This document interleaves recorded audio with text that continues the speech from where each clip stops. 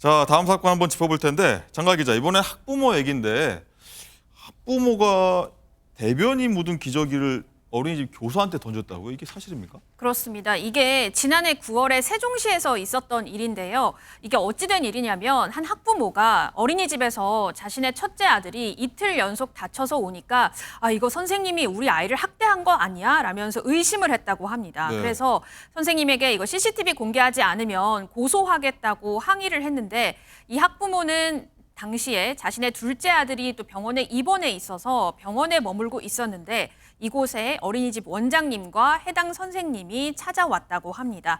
그래서 선생님과 이 첫째 아들이 다친 거 어찌된 일이냐 물어보다가 너무 엄마가 화가 나서 아이 대변이 묻은 기저귀를 선생님 얼굴에다가 던져버렸습니다.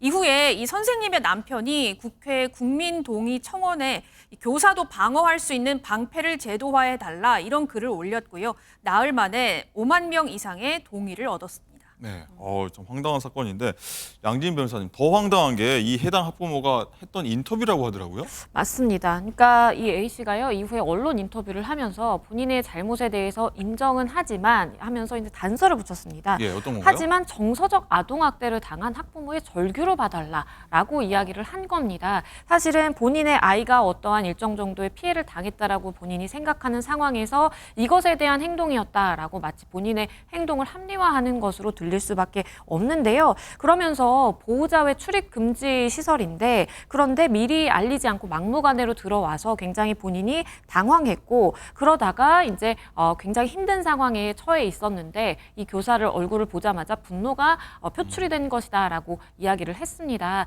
설령 본인의 아이가 어떠한 학대 행위라든지 피해를 봤다고 하더라도 저렇게 기저귀를 던져서 인간적인 모멸감을 느끼게 하는 것은 결코 정당화될 수 없다라는 것을 아셔야겠습니다.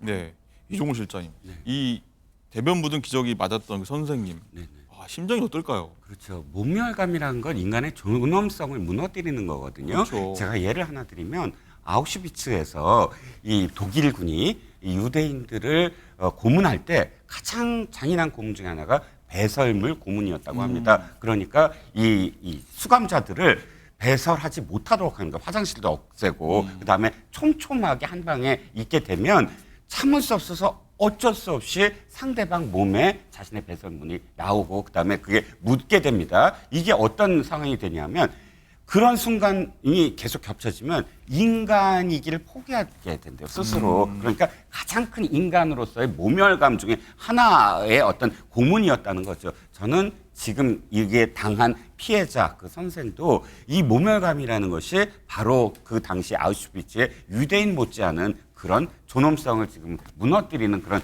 감정이 들지 않았을까라는 생각입니다. 예, 어쨌든 뭐 집행유예가 선고됐다는데 좀 적절한가 어떤 의문.